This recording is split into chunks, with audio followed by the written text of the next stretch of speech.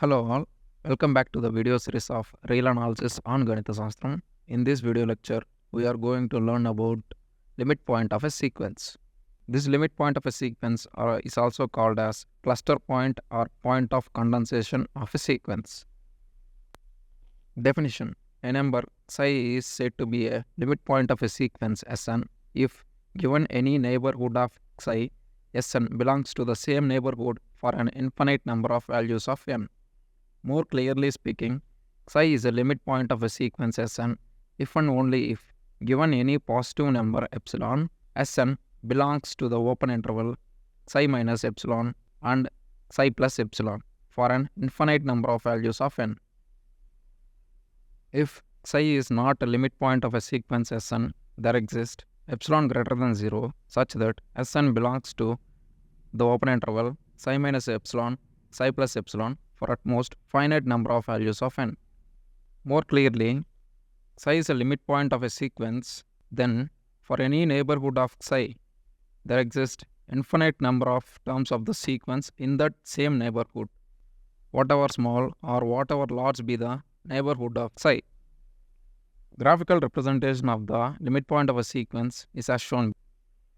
If there exist infinitely many terms of the sequence Sn in this epsilon neighborhood of psi for some positive real number epsilon, then we say that psi is a limit point of the sequence Sn. Examples. First one.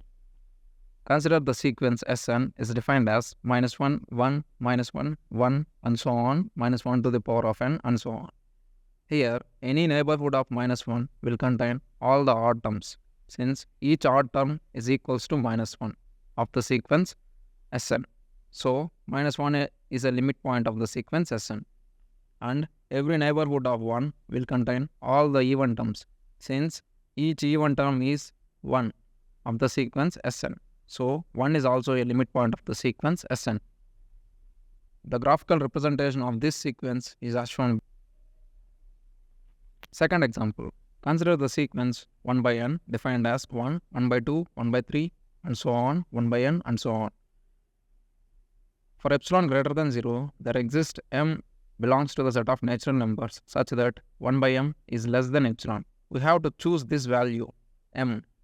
Therefore, for all n greater than or equals to m, 0 less than 1 by n less than or equals to 1 by m, and we know that 1 by m is less than epsilon from the first equation.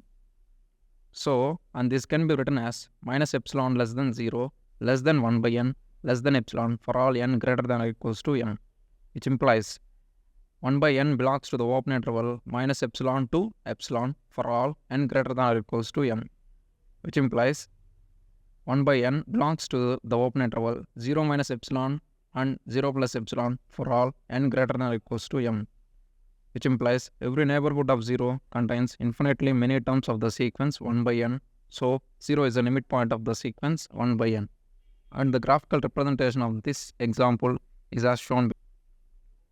Terms of the sequence 1 by n for all n greater than or equals to m lie between minus epsilon and epsilon, which means there are infinitely many terms in the epsilon neighborhood of 0. So, 0 is a limit point of the sequence 1 by n. Third example.